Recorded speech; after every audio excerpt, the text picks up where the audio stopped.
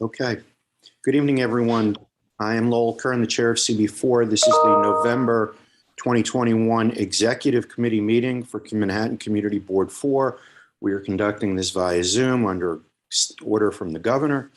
I'm going to modify the agenda slightly. Jesse has a conflict, so we're going to do the district manager's report first, and then we'll jump back into everything. So Jesse, the floor is yours.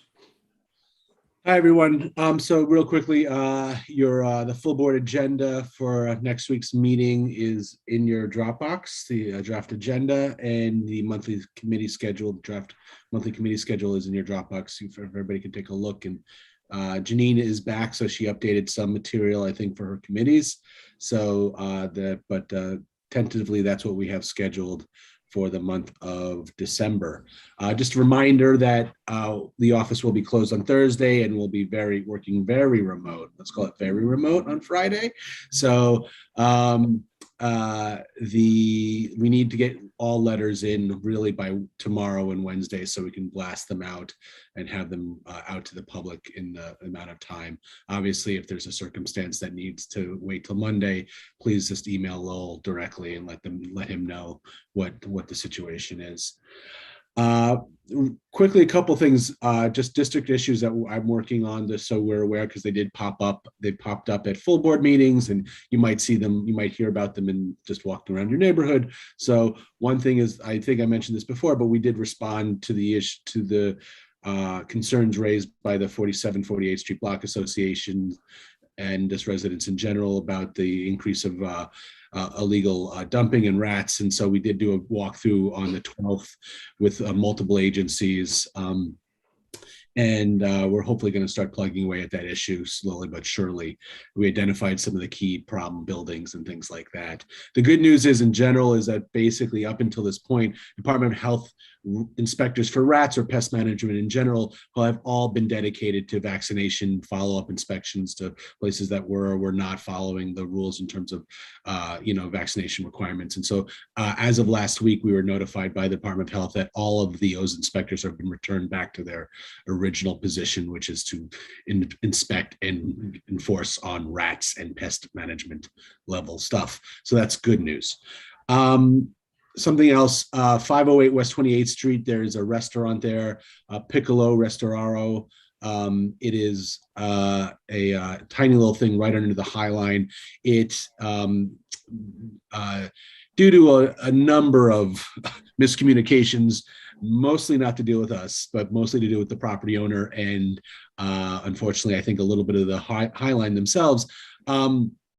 The restaurant themselves were unaware that the space that they are using, that they was part of an easement agreement between the property owner, which is related, and the Highline to do a set of stairs.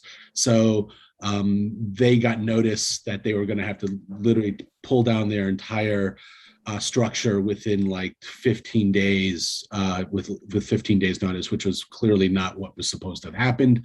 I spoke with Highline, I spoke with related, me and Matt Green and Jordan from Corey's office met with everybody. We then met with the restaurant, I think on Thursday it was, and we've got them some more time. So they have passed the holiday season into the new year.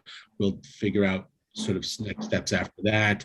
We hope that Related can find kind of a solution for them that will still, the easement still has to occur. The stairs have to be built for the Highline as part of the original agreement back in, I think, 2005. So, but that is something we're working on. So you might hear that around. But we have gotten them some more time to work out, and they were very grateful. And we met with them on Thursday. It was a good meeting. Then the other thing, very quickly, is we are working with the Tenant Association, or a group of tenants from 353 West 30th Street. Full disclosure, that's a Clinton Housing Development Company building.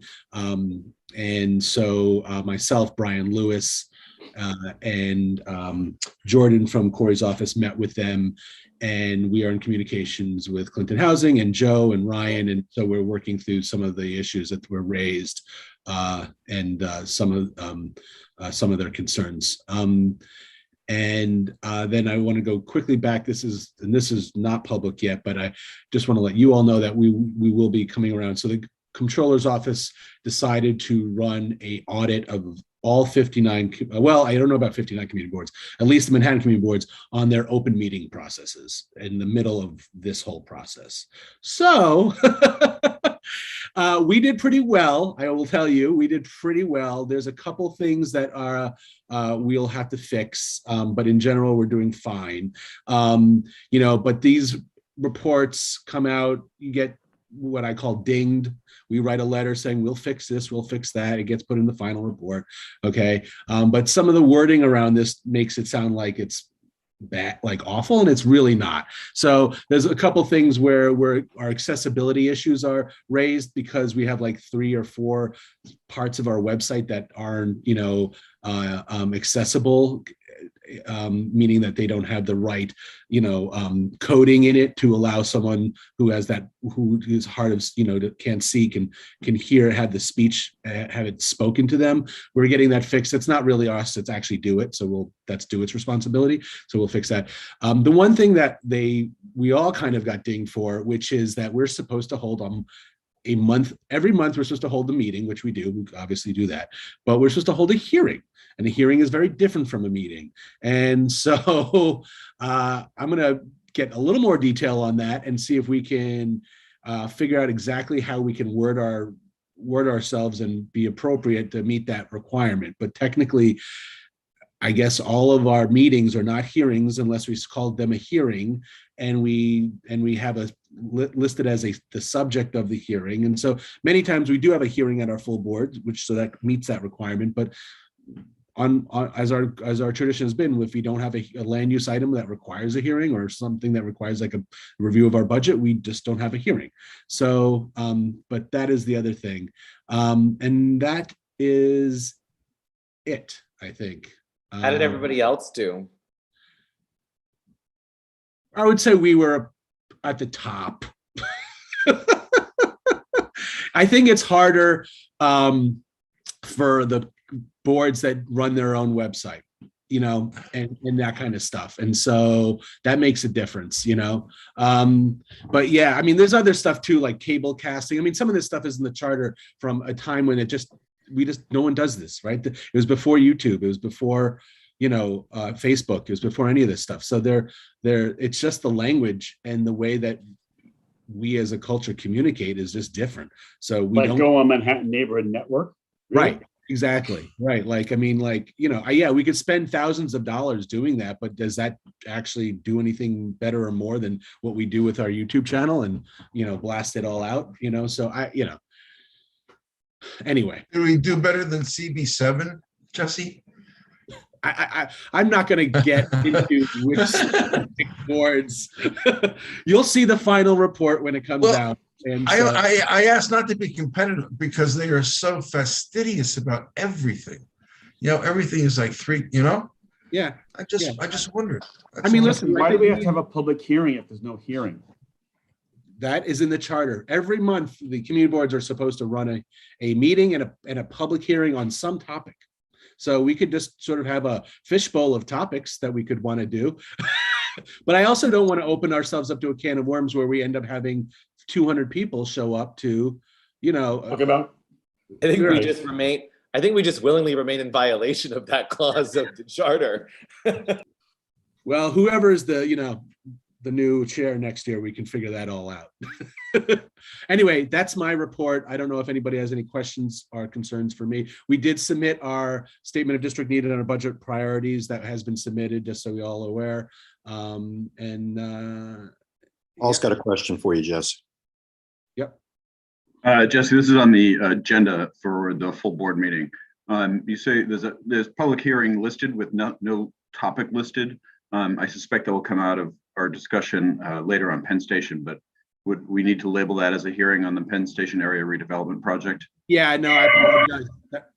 I apologize that should have been listed. Yeah, so right. We will have a hearing for this month or next month, and yeah, we'll have it for that. So yeah, we'll be able to abide by the new rules that we've just discovered this month. And also the URL link for the public hearing to sign up does bring you to a statement of district needs hearing. So that link that's above the public hearing notice on the draft itself. Yeah, no, we'll update that all. We'll get that all updated by Wednesday for sure. Yeah, let me just, I know you have other obligations, but I'll be back. If you guys are still talking. I just want to know, like, me and my wife are both have meetings tonight, and so one of us has to put the kid down. Go on, Bert. Sorry. I just want, if we have a hearing, and this is for next month, but next week, and it's on the redevelopment of the Penn Station area. Between now and then, how do people know that we're having a hearing? Or are we just really just going through the motions? Well, we would blast it out as we normally do. I mean, we do as we normally do with all of our hearings. No, it'd be just the normal procedure. The normal procedure, yeah. But well, there's no action will be coming out of it. Well, what we historically have always done is we don't necessarily have hearings on things that we are not also writing a letter on, Yeah. right? So it's somewhat of a hearing on the topic itself, the proposal, whatever it is, a land use application, Okay. The budget, but it's usually based off of a document that's in a draft form. Yeah. So that's why we really limit our hearings to things that we're talking about. We just don't have hearings on, homeless people. Like, I mean, it's just, unless we have a letter connected to that we're making a statement to. Because Jesse, can't we just title it public session and public hearing? No, well, I have to clarify on that. I don't think we can, because technically you're also supposed to have a public session. So it's like you're supposed to allow the public to speak and have a public session. So if that, I'm suspecting it's some slight word choices and then some slight, maybe some slight changes in our full board procedure. And so hopefully I'll have it all figured out. I just, it was news to me that we were supposed to be holding random, public hearings on, anything and not coinciding to what our own board business was, which is, to me, that's sort of bizarre, but that's it. Which is a perfect segue into the main item on our agenda this evening. We have a letter. Well, you all know that we've been working with Penn Station Community, the CACWAG, the Community Working Group. And the ESD is holding their public session on December 8th. And although we've already been working with them on this as Community Board 4, we want to put in a formal statement in response to their public hearing. So Betty and Paul spent the weekend putting together, no, they're shaking their heads. They didn't. Okay, I lied. Christine and Paul. Christine and Paul. Right, Christine and Paul. I'm sorry, I'm looking at Betty and I said, I was thinking. Betty's like, wait, what did I do? I know it was Christine. Anyway, but I was looking at Betty, so I said Betty. Christine and Paul spent the weekend putting together a draft letter that will be the basis for our public hearing on Wednesday, December 1st. The letter will then be updated and submitted to ESD as our official testimony for their public hearing. We are narrowly tailoring this so it talks specifically to the CB4 aspects of the plan.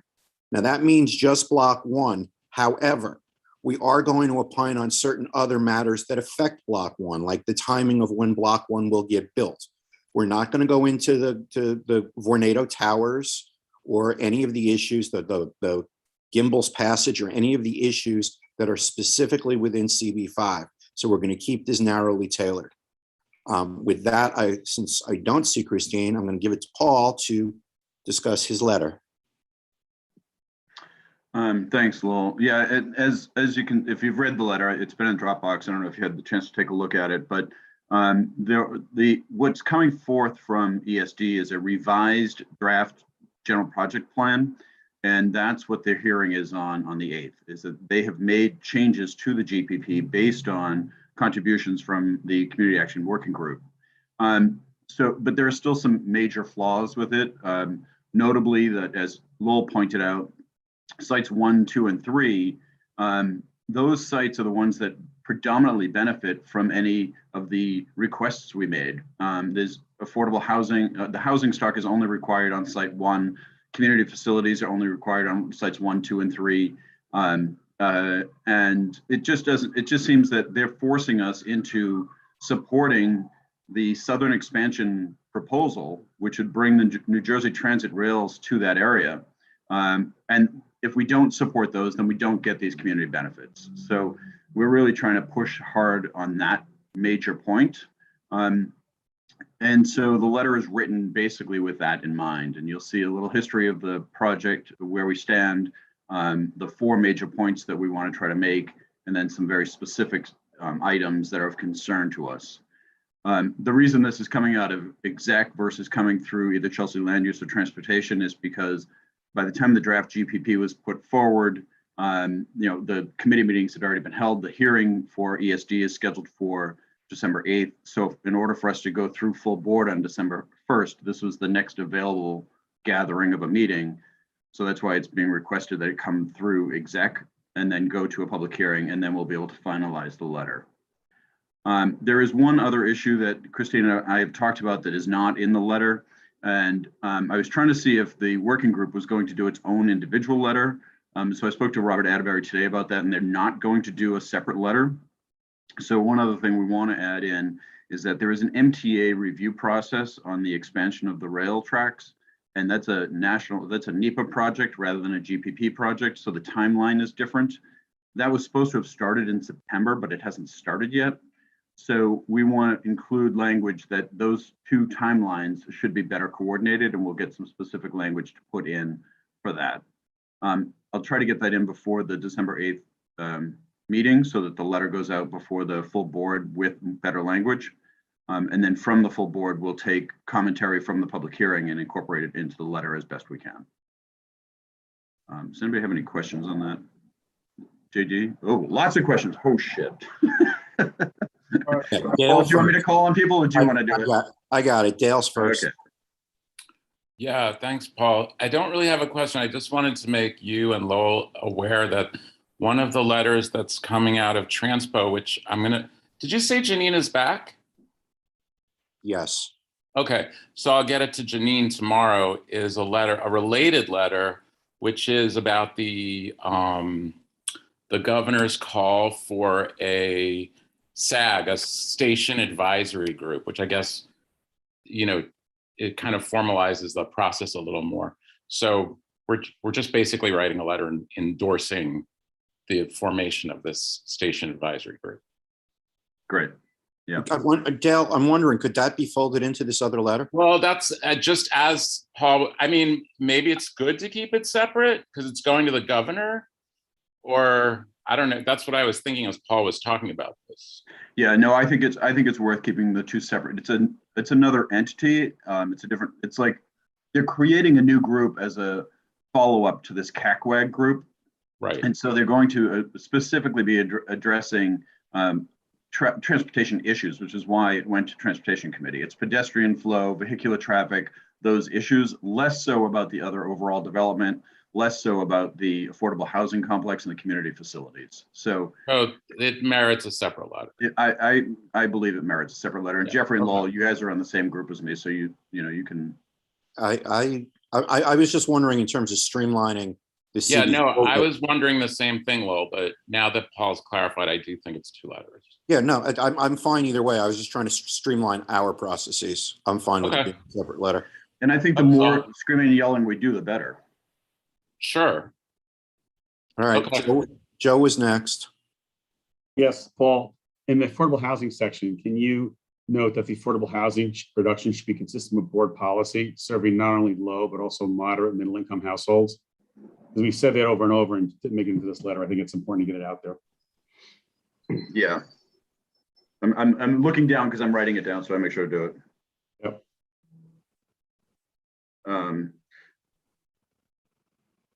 You ready, Paul? I am. Joe, you have anything else? Jean Danielle is next. Terrific letter, Paul and Christine. Good work. I just have a question about public process. Does this go after the board back to your committees? No, this is a letter coming out of executive committee, and the letter will hold a public hearing at the beginning of the full board meeting, and then on the agenda for the board meeting following the hearing, there is an agenda item on this letter. So what we would do is take friendly amendments to the letter and incorporate them into the letter so the board could vote out this letter. Does that make sense? It does, but subsequently, if there's not an urgency, it would go before your committees. Is that correct? No, this particular letter is going out without coming back to committees, but any subsequent issues that come up will certainly come, because there will be other issues. For example, the issue Dale just raised about this new group, the SAG group versus the CACWAG group. There will be other land development issues. They've committed to any construction projects that go on will come before the board. So when that site one has a housing complex built on it and a housing proposal for that site, that will go to Chelsea Land Use Committee or probably joint HHS and BLUE, because it will be direct housing. So yes, more will come to committees in the future. Thank you, Paul. Bert?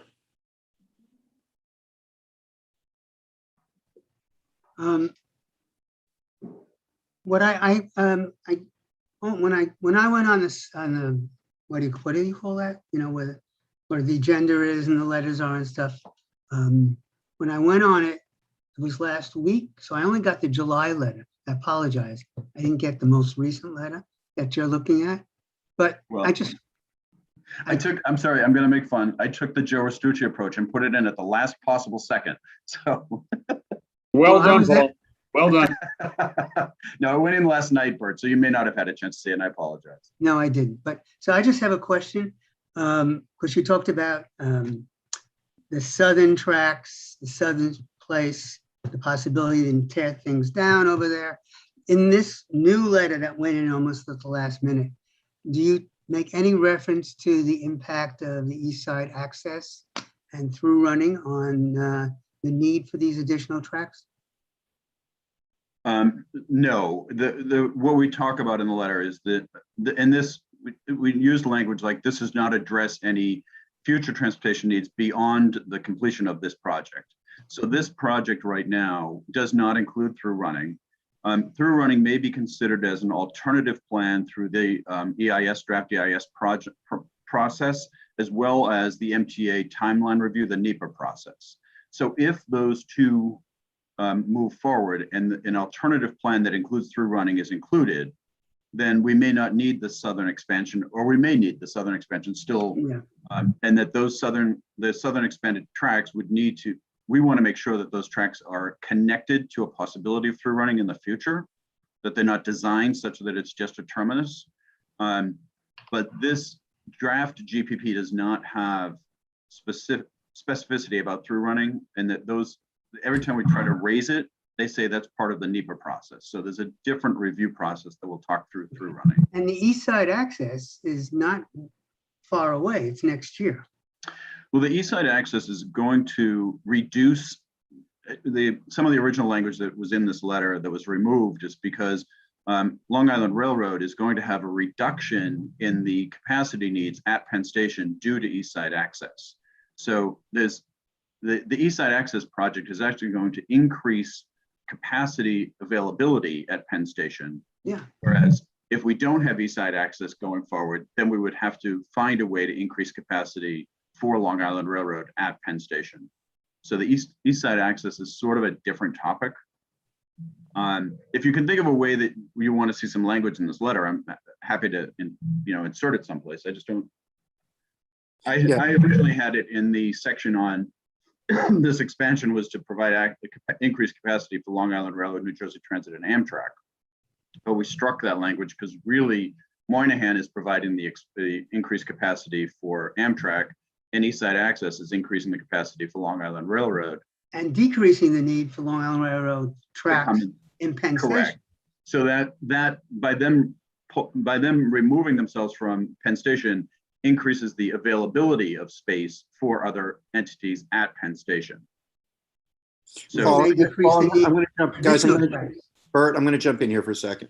Go One ahead. of the things I said is we were going to try and keep the scope of this focused because the hearing on December 8th is just on the GPP.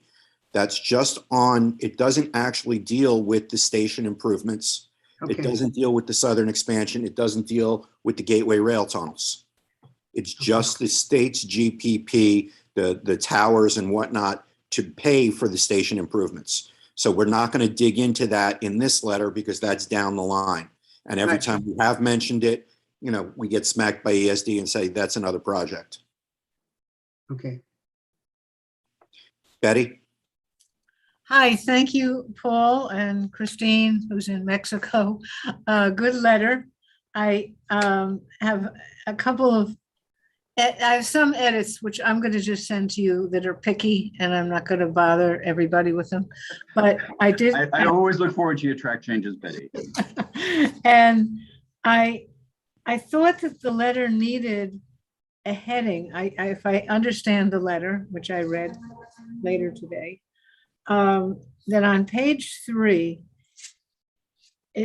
you go from summary of revisions. And then I thought maybe you wanted to put another heading on the top of page 3, like community board concerns or issues or something, because then it seems like that's what you're trying to say. Yes, good point. I agree. Good Consider point. that. Okay. I'll make that change.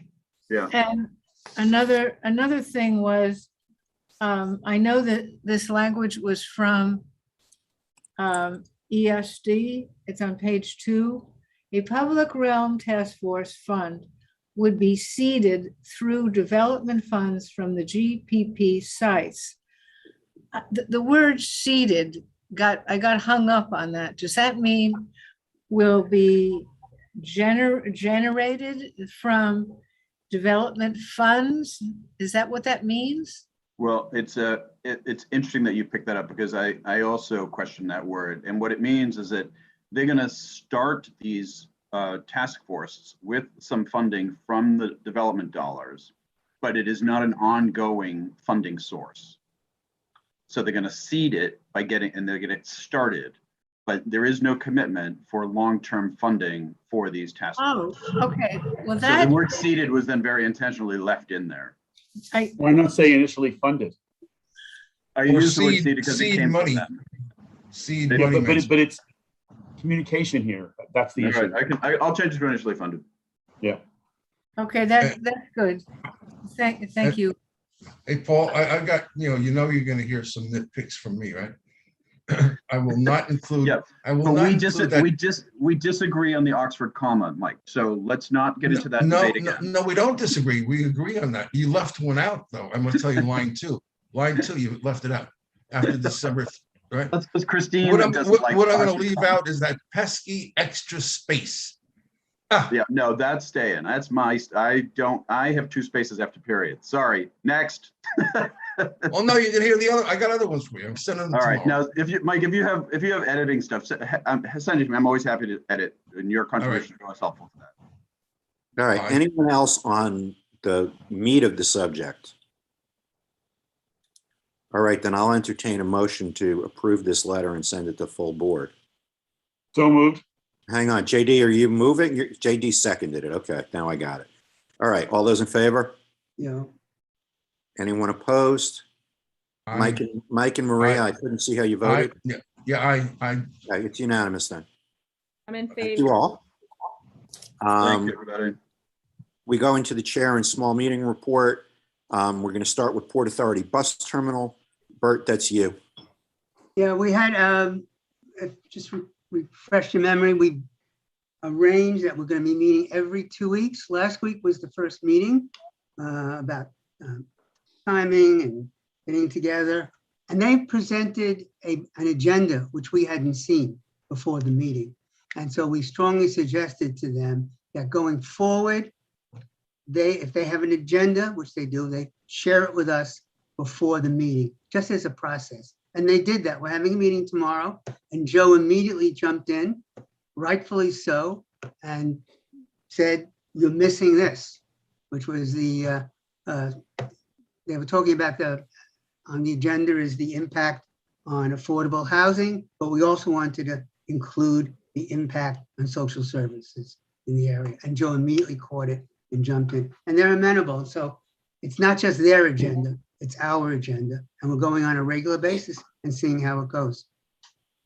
All right. Anyone have any questions? Betty, go ahead. Oh, I just wanted to say to Bert and anyone else who's having trouble with the Microsoft Teams platform that I seem to have conquered it with some help from a friend. So if you need some clues, let me know. Thank you. Betty, I don't know if you saw, but you were getting applause for that. From Lev. Especially From the youngest participant on this call. and I'm not a tech person either, but I had some good tech help. Okay. Anything else on Port Authority, anyone? All right, we move on to MTA and DEP, HPD problems. Joe, you want to go first, and then Dolores has stuff to add, I think, or? Sure. So unexpectedly, actually, Jesse, did we have the 2 meetings since the last board meeting or just the 1? 2. Okay. So we had a follow-up discussion regarding the MTA and the DEP sites with HPD and a whole coterie of people, including both developers. The first meeting was rather curious because, as everyone knows, the T site is not as controversial as the MTA site. And we went back and forth with HPD about it. And we ended the discussion with a very simple question. If the DEP site has more community consensus around it and just needs some adjustment of the income bands, why are we moving ahead to certification on that one when we need more time to work it out and work through it? So it was a very odd conversation about that. And the response was they want to proceed on it. Well, I don't know what that means. We're trying to resolve both. We then had a follow-up meeting just about the MTA site about just last week. And that specifically was now about the zoning issues and the text modifications, which we had raised in the first meeting. At this meeting, DCP also attended. And to say that it was an unsatisfactory meeting, it was shocking. DCP noted that they have cut back the rezoning for the MTA site, going from a residential zone to a commercial zone, just by removing the tenements along West 53rd Street, leaving the entire MTA building, the police station, and Midtown Community Court in the rezoning. Their answer was they wanted to clean it up. That was their rationale for rezoning more than 3/4 of a block in the middle of the preservation area. We responded and stated to them, this project has enough freight and difficulty on it that this can be accomplished. What is the purpose for it? And the purpose is to create the 30,000 square feet of office space for the MTA. So we said that could be accomplished through a text amendment, not through this rezoning. And the board and everyone was not interested in benefiting the MTA and their ownership to give them an ability to build an office building at some point in the future on the MTA control center. The second thing was special permits. They heard us a little bit, but they've decided to amend the special permit for height and bulk, for height to now include lot coverage and to include rear yards. That would pertain preservation area wide from 43rd to 56th Streets, from east of 8th Avenue over to west of 10th Avenue. We again said, it's not for this project. Why are you doing this? Accomplish this to a mayoral zoning override. And again, the answer was we wanted to make it easier. I will tell you that prior to the last meeting, between the first meeting and the second meeting, it occurred to me we have a problem. If HPD certifies this as is, we may have a problem on getting it simpler. So if they say they're changing the text of the permit to do X, Y, and Z, and then we want to just keep the existing special permit, how do we get the project to happen? So we asked them specifically, if you're making these text changes, will this preclude a negotiated agreement at the end of the day and the whole project falls? Is it within scope to make changes to make this simpler, not to create another additional burden on it. We asked them to get back to us, and they will. The last piece, which is very important to hear, is that Jesse received a notice, a 30-day notice, that HPD intends to certify the MTA project in December. And that will be the last, probably the last certification meeting of the City Planning Commission. So we again said to them, why are we not trying to resolve this prior to certification to come to an agreement and we can all live with? How do we deal with it? And the answer was, we can do that in Euler. And we know you want to do things in advance, we can do it in Euler. The most remarkable comment, though, and I actually advised the Paris Straughter not to say this ever in public, I said, but why are you doing this when we can figure this out and come to an agreement? The answer was, we made a commitment. And I responded saying, please don't say that in public, because the commitment is not to us. We have a commitment that you are breaking. Who is this commitment to? It was a very frustrating meeting where the city planning was trying to sell us, saying these changes will have no impact anywhere in our district. And because we know that developers immediately point to one change for something else, it occurred to me that this is a bit of a wedge to change the lot coverage rules. But we have very strict lot coverage rules in our preservation area because the tenements are so deep. We want to make sure there's a backyard to have light and air around them. That's like a basic thing. This would allow higher lot coverage. So that's a concern for the existing people who live here in our neighborhood. And then the rezoning is the biggest problem. By dropping a commercial zone right in the middle of the preservation area, that creates something that developers will point to as to doing something different. So my concern is as follows. We can figure something out, I think, in the end on the housing. But if we just get this thing thrust on us and we're really trying to fix the zoning issues, those are not the wins. Those shouldn't be on the table at all. So I'm concerned it's a bit of a Trojan horse being put in front of us. So therefore, we don't get to the core issues of how do we come to an agreement on this affordable housing. And we left it saying that we're going to hear back from them. I also want to note that I have spoken to the developer Hudson companies on the MTA site, talked about alternate locations for possibly more supportive housing as a way to decrease the number of units of supportive housing at this location, but expand the overall footprint. We're trying to figure out creative ways to engage with this, but HPD seems hell-bent on just proceeding as is and then fighting it out and putting this in the lap of the new council member. Dolores, anything that I've missed there, or you can? No, you didn't miss anything. I just wanted to point out, JD had asked a very specific question of whether or not these zoning changes that were being proposed were applicable across our district. And the explanation kept saying we're adding language that's very specific, so it can't be replicated. It's only going to be on these two sites. There's really no possibility. And JD in our private session afterwards said, hey, this is probably a Trojan horse. They are focusing so much on the zoning, which is not really necessary. And that's the key.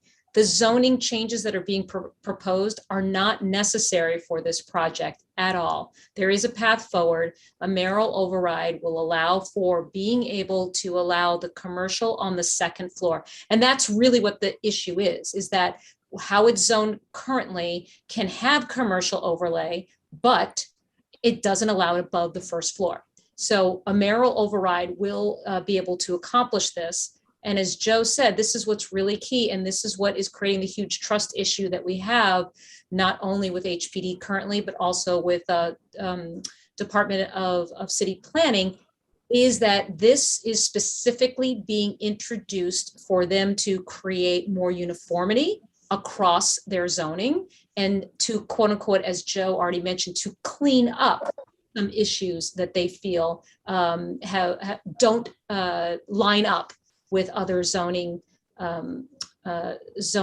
texts. So it's a real problem. The reason why JD brought up that it was a Trojan horse is the AMIs were not brought up in this final meeting that we had. Not a word, not a single comment about any of the requests that we made for expanding those AMIs so that we can look at some of our working class to be able to afford to live in this community, which is what we focused on when we readjusted the letter from last month. And this was not brought up. So the commitment that Joe highlighted was simply that they are promising to get something done by the end of this administration. And what this community has identified, whether it was promised to us or not, is not really the issue. It's that what we've identified as our needs, our concerns, et cetera, are simply irrelevant. And that was made very clear by them saying that they have to certify. So, And I want to note for the community members and the public, on the last 4 public projects we've done of this scope, the Fulton House building on 18th Street, 25th Street, Elliott, Chelsea, Site 7 on 53rd, and Clinton Commons on 52nd Street, each and every one of them had a little bump, and it was resolved through a mayoral zoning override to make happen, not affecting the overall district text, none of it. And it was a simple thing to do, and it was done. All right, Joe, is there any more meetings scheduled before the end of December with? We've asked for a response. We've asked for a response back about this scope issue because we want to make sure we don't get caught that the scope will not allow us to do a simpler project without affecting the overall Clinton Special District Preservation Area zoning. So we expect to get something back on that. All right, thanks. All right, questions. Paul first. Can I speak at all? Oh, I'm sorry, JD, I didn't realize you had your hand up. Go ahead. I think Dolores and Joe expressed it quite well. I just want to point out 2 things. They came with this very well thought out zoning recommendations, which they had obviously spent weeks designing or months designing.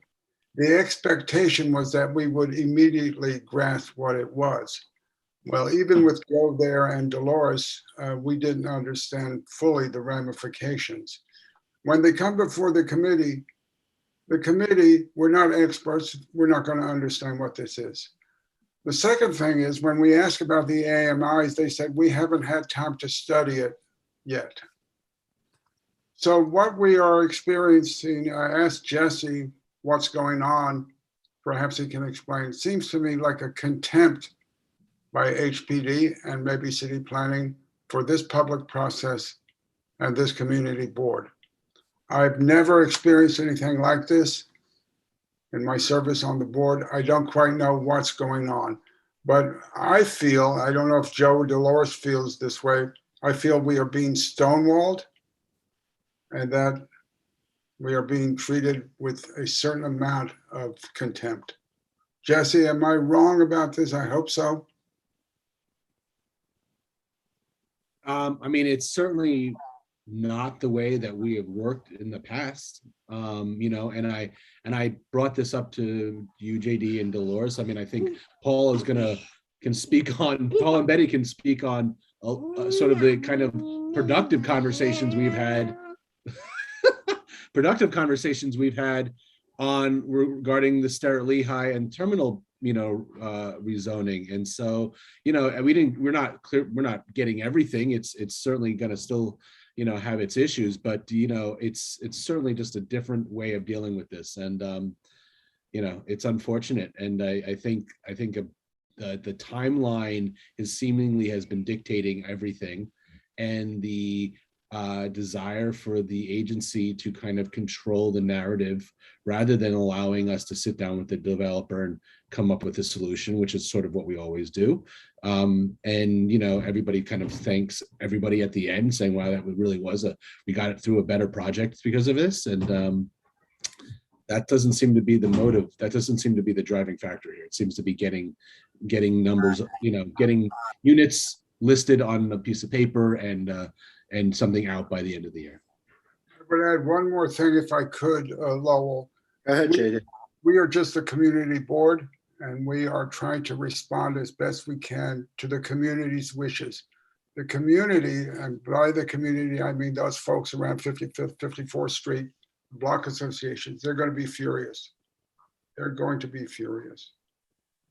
So I don't look forward to subsequent engagement. I hope I'm wrong. All right, Paul. One of the things I've been struggling with since this has come forward is, we're losing the higher income bands in the AMI. We're getting more of the supportive housing, and we're battling over that back and forth, back and forth. But one of the things that the city and the development team keep consistent is the 30,000 square feet of office space. And they're proposing a rezoning to accommodate that rezoning and to allow for that 30,000 square feet of office space. Let's take out the 30,000 square feet of office space, make it into housing units, and we'll have all of those at the higher income bands. We'll then have the higher income bands, to meet our community needs. We'll still have the supportive housing units that will meet HPD's needs, and we won't have to go through a rezoning of a commercial zone onto a special district. So can we just eliminate the 30,000 square feet of office space and turn that into housing units? So one of our thoughts, Paul. Dolores is like, no. No. The answer is yes. Remember, it's in the Western Rail Yards points of agreement, but it was not. We never agreed to it. And one of our thoughts is that we're going to ask our state reps to meet with the MTA and us to discuss this, because why is the MTA's need for 30,000 square feet of office space creating a major problem in the middle of our special district, right? So I think we get rid of it. Make 30,000 square feet of housing units is a great number of units, and we can have them all at the higher income bands that we want. Right. I'm just saying no, because it's now would be a state conversation, not the city conversation, which creates complication. But if we get everyone aligned, Joe's right, but that would really be a push from Albany. Right. Well, is this Linda or Dick? No. This is Linda. all of them together. Yeah, but it's Linda. It's Linda. Yeah, but right? I would put all the state reps together because it affects the entire district and they all represent parts of it. I'm wondering if, given all the work on Penn Station, we can talk to the MTA people. Absolutely. I really think I don't think does the MTA want to be in the worst position to have rezoned something they never even asked for? That's what's bizarre about it. The MTA did not ask to do this, and they own the property. Yeah, I think we talked to MTA. I think we go around everyone first. But I'd like to see this board come up with a position to eliminate the office space and convert that into all housing. The whole building is housing, period. All right, let's be clear and clean. All right, Mike Noble. Yeah, your point is great, Lowell. I think that's tremendous, and Paul's as well. And while my hand was up, Joe answered my initial question as to how many mayoral overrides have actually occurred in this administration. I know there have been others that have not been responded to or even taken up. The question is, how many have not been taken up that have been proposed, requested? They frequently, they do them across the city now in this administration, all the time. Yes. So there's time within this administration to have this done before he leaves. Is that right? If they chose to do it, they made it very clear they're not choosing that path. My concern is, because this will be certified in December, but it's going to move into the new administration for full public review. We want to make sure that the request for the mayoral overrides gets put in as soon as possible from us, so the new administration can take it up. Yeah, exactly. So long as, it's in bold print, before anything happens with the next administration, that's the top of the list. An easy solution, you're talking about 30,000 square feet, that should not make a big dent in the zoning resolution, Exactly. All right, okay. Leslie? Joe, you mentioned that they had another commitment. What was that? What is that commitment? Oh, that was my question. I said, to whom? I said, to whom? Certainly not to us. And what was their answer? I'm just curious of the subsequent. There was no clear response. They said, we're not going to tell you? No, when I brought it up, I said, who's the commitment to? And there was a pivot. They listed, they rambled off like the developers, Gotcha. All right. My second thing is probably it's to this point, but maybe Lowell under new business. Was Central Maria ever officially brought up in speaking of pivots, or no? Central Maria is on 54th Street between 10th and 11th. Yeah. And remember, that building has been closed, residence has been closed, and is now a Catholic church owned by the Archdiocese to be demolished. Sorry, I should have prefaced. Yeah, right. So it's an historic building, women's residence, many units there.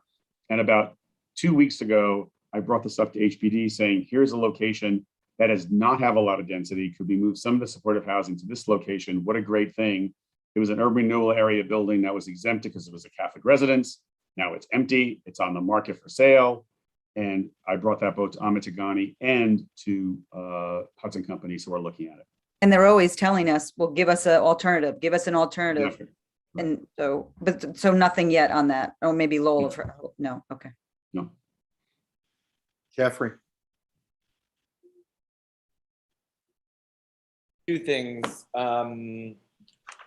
Joe, no matter what, because the city is putting this MTA office space there has to be a ULURP, right? It's whether or not they do a fix through the text for these things, but no matter what, there's going to be a ULURP on this site, correct?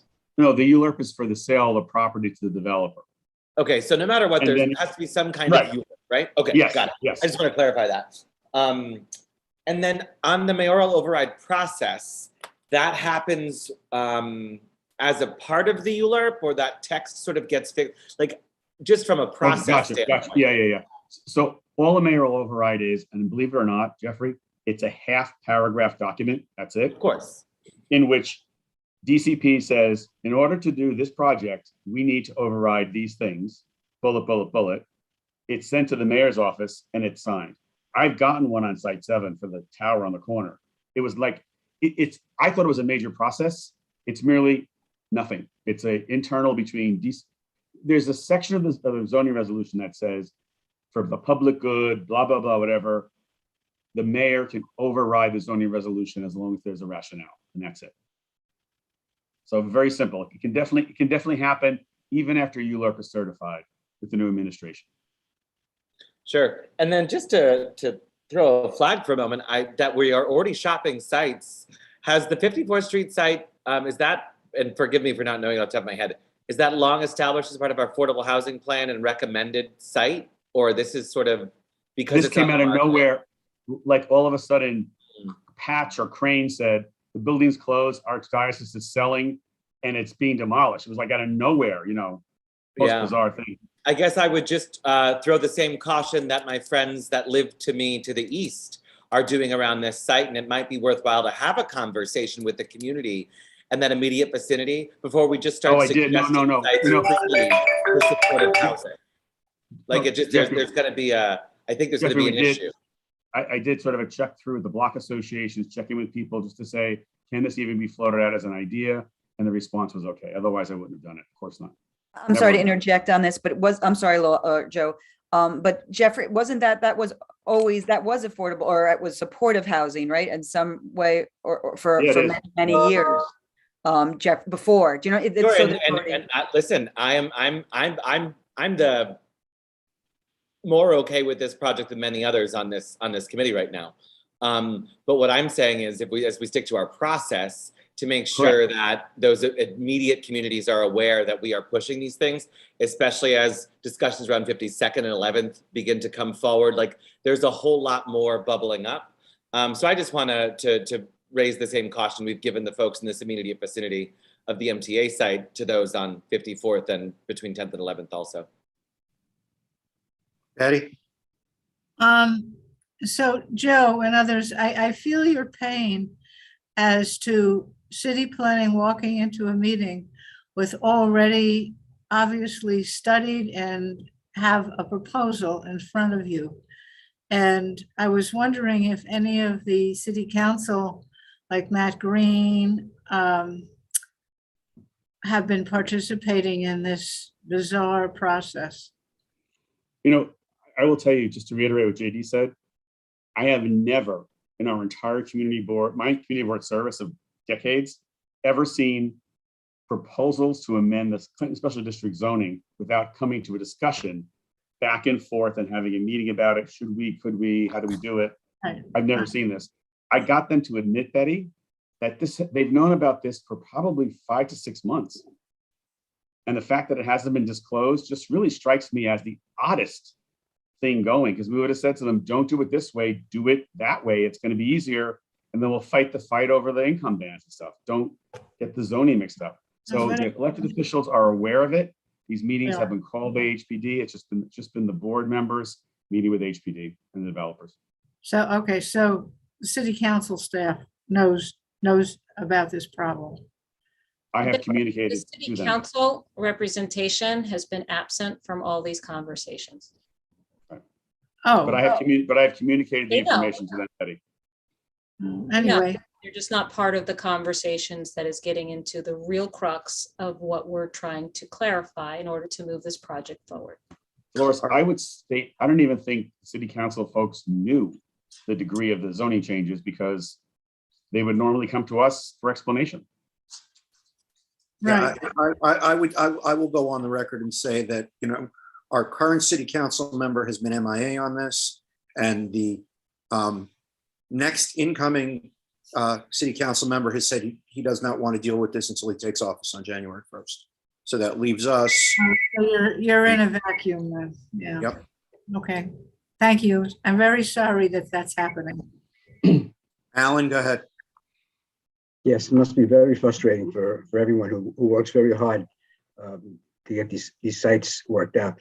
Is this an issue? Are they just trying to push this before the change of administration? So is there any way to like slow it down? Will we be better off with the new administration on this? Well, we know we'd be better off with anyone with this administration. Right. I mean, I do these people change in the new administration, or are they embedded in these agencies? Like you can't get rid of them, so you No, can't. there are change certain the- people in every agency who will go from, every agency has staff members, long-term people who will stay there from year to year to year. Okay. Right. However, Alan, at the same time, the agencies are set by the tone of the commissioner and the mayor's Right. office and who, so tone gets set from the top down. Now, I would recommend that at least we might consider doing a new business letter that says that we call for elimination of the MTA office space, and that we do not believe that we do reject the proposed tech changes and the rezoning, and anything that needs to be handled to facilitate the project be handled through mayoral zoning override. That is my thought, just to get out there before a certification. It might be a helpful thing. And I'd like to hear from members of the exec what they think about that, because it's sort of like. Joe, I would quickly make that into a motion, but I recommend that we address this to Vicky Bean, as well as the HPD commissioner. This is under Vicky's jurisdiction, and I think getting the deputy mayor involved, or at least more aware, could be useful. Yeah. Jeffrey, just FYI, I made sure she was aware. I had her ear the day of the meeting. And Good. so she at least knows, so this would not come out of left field if she. No, that's great. I did. No, which is good. If the I had letter's- mentioned it to her, it's- a couple of months ago we were dealing with, but I think formalizing it on a letter for her is Yeah. good for her and for our record sake as well. And to also note that this extra freight just complicates our ability to come to an agreement, It's a Do you great, want the new letter now? Oh, sorry, JD. yeah, it's a great idea, but I wish we could go through the committee in 2 weeks, because I'd like to bring the community along. The with- problem is it may be certified before that, JD. That's the problem. I thought you said December, Joe. Yeah, but JD, if we wait to take this to committee, it won't go to full board until January. And what Joe is saying, he wants this on record before they certify. So it would have to go to the December 1st full board meeting. They certify twice a month. They certify twice a month, JD, and they might be trying to make the first certification meeting, which at least our voices should be out there, Okay.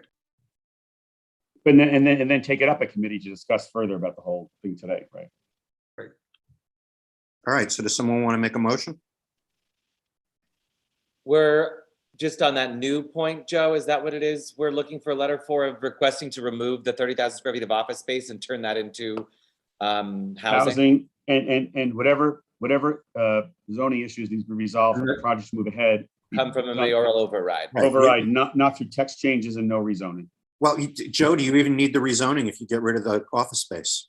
I just got to say, let's put it out there, because you don't. No, you got to cover everything. What I'm saying is, why don't we just say that there is no this would obviate the need for any zoning changes, because the rezoning is out there. They're saying they're going to certify it. So we have to say, don't do this. That's I don't, what I'm saying is do the 30,000 square feet. This will obviate the need for rezoning, but if you insist on going ahead with the rezoning, do it through a mayoral override. Don't do it through a zoning text amendment. No, Joe said it needs a ULERP because of the transaction, The sale. sale. Okay.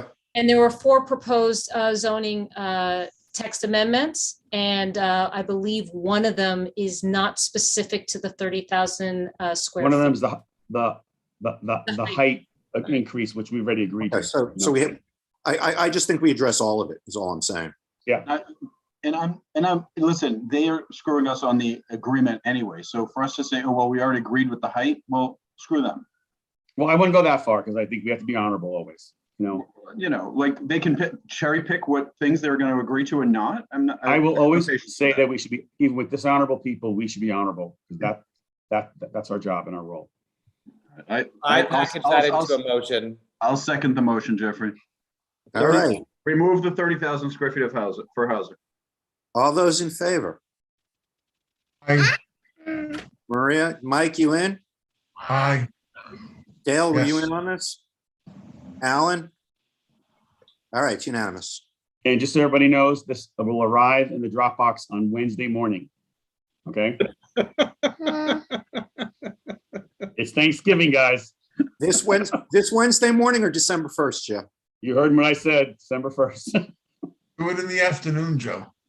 Shut up. It's better than 4 o'clock. It's okay. All right. The only other item on the, I'm yes, sorry, go Lowell. ahead.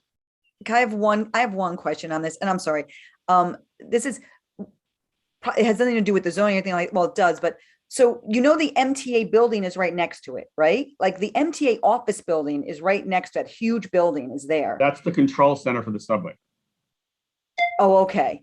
Okay, so they're taking from other, and they're consolidating, because I'm going on what Paul said. It is one tax lot and one zoning lot. And the building is not much, if you looked at it from a zoning perspective, it's not much over what could be built on the footprint, a little bit, Leslie. The problem is on the rezoning, let's say in the future, technology changes. Oh, what a shock, right? And the way control center is managed today shrinks dramatically. That would mean the MTA has a free gift here of a newly rezoned commercial site in the middle of the residential area of the special zoning district to do with it what they will. They should have that discussion with the public when they need to do that in the future, not as a gift from this little tiny site. Thank you. All right. The next item up is the Highline Extension. I know Christine was corresponding with Port Authority. Can someone else address where we are in terms of updates on that? No, that was Christine's baby. I know that she's been talking to them about the lighting under the Highline, and it seemed to be making progress, but I'm not sure of the specifics. Jesse, do you know? I mean, the gist of her argument is that with the Highline Extension construction at the level of the Highline, there should be as much attention paid to the street level for pedestrian safety, including a lighting program so that it's not a. Right, but she's been corresponding with Port Authority about that, and I didn't know if there was any fallout from back and forth. What I know is that I know we're trying to get them to come to Dale and Christine's committee.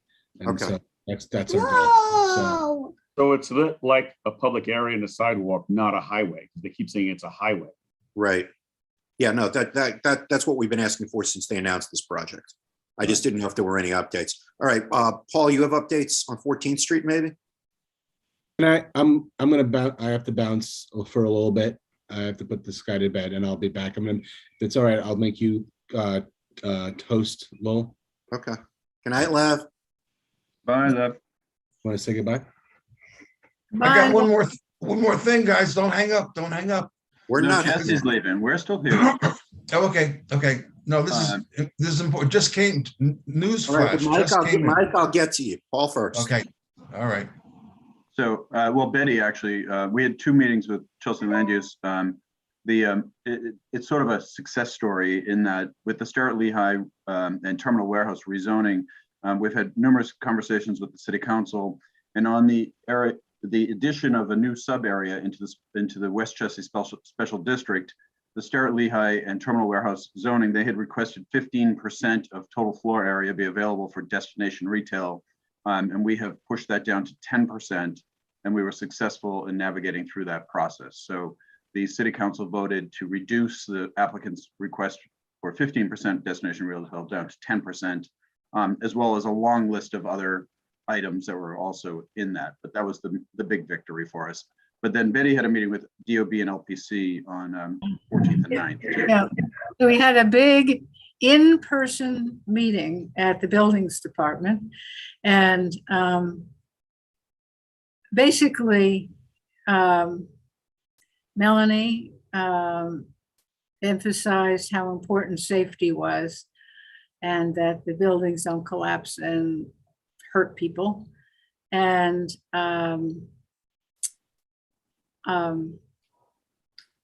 some of our friends have made very eloquent pleas for looking at other options, the way the buildings were handled, and that fell on deaf ears. Okay. So David and I forget his name. Anyway, so they were very eloquent, but they didn't get anywhere, basically. So we didn't really have any movement, basically, except I guess Eric said at the end of the meeting, well, we'll have to regroup again. Eric Botcher? Yeah. Yes, and have another meeting. You know, didn't accomplish anything new.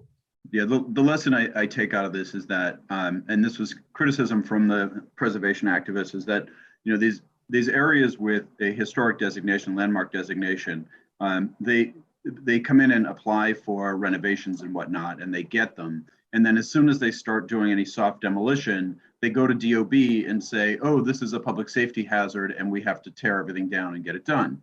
And then DOB says it's a public safety issue. And then LPC says our hands are tied because public safety supersedes preservation. And this is the strategy that we've seen a couple of times in Chelsea. And I'm sure you all have seen it in other places as well.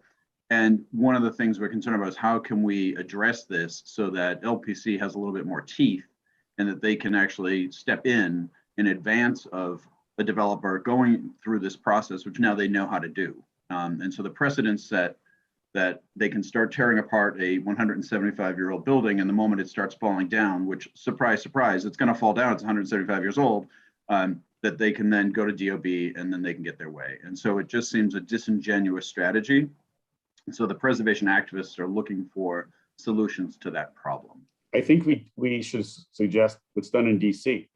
You know, there are major jobs in DC that incorporate older buildings to newer structures. And you have to put together a stabilization plan.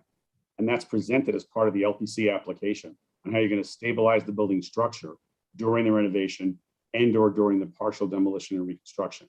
And we as a community board, as always, should get ahead of LPC and ask for that requirement up front. So it's very clear saying, let's have that. Otherwise, we're not even going to entertain your application, period. Have you ever tried that in Hell's Kitchen? I have physically, we have no landmarks. I have physically done it, Betty. The building's on 30th Street. Everything except for 15 feet behind the facades was demolished and rebuilt. And to do that, we had to do a whole structural shoring of the facades to make everything, make sure it didn't move. You wouldn't do this. If your intention is to keep the building and the historic facades, you do it in a certain way. Yeah, so, well, we have people who oppose facadism too, so that may not be the full solution, but I think it's a good strategy. No, but I'm saying, irrespective of what it is, there must be a structural stabilization plan submitted at the same time. Yeah. Well, thank you. That's a good, I'm going to write that down. Thank you. All right. Any other questions on the Chelsea land use issues? All right, Mike Noble, you had something. I do. Now, Joe. I got the email, Mike. I got the email. Oh, so you're letting me talk. Okay, great. On November 30th, there will be a virtual meeting where NYCHA will disclose to the public what we have done thus far in choosing a development team, okay? It's the Chelsea NYCHA Working Group's first meeting, and all will be told, Mike, right? Exactly. So Betty, I don't see your name in that list of, email, in the email blast. If you I'll don't forward have it to that, her. I'll forward it will to you? her. Okay. Yeah. So there's a link in there. So that's the day we're going to tell you all something I think you're going to be happy with. All right. Finally, Miguel tried to do this last week and he was stopped short by Steve Kowitsky at the tenants meeting. And he said, no, give it a break. We're going to do this in a little while. And he was truthful. And so here we are. We're all Joe, chomping does at he have his calendar? November Joe? 30th, 3 p.m. Mike, for the- can you make sure that Jesse has that calendar? I'll send it to, I just send it to Betty. I'll send it to. Okay. So it's like a Because Chelsea NYCHA Group update. Got it. We'll do. Yeah, the request comes from us, the tenant leadership and NYCHA to you all. All right. This is our telling you what 2 years and 1 day finally resolved to, right? 2 years and 1 day. That's the day that we voted on who to pick. All right. So that's a long time. All right. All right. Thank you, Mike. All right. Any other new or old business? I'll entertain a motion to adjourn. So moved. So moved. Thanks, everyone. Good night, Happy everybody. Thanksgiving. Good Happy night. Thanksgiving. Have a good Bye, everybody. Thanksgiving, everyone. Bye. All right. All right.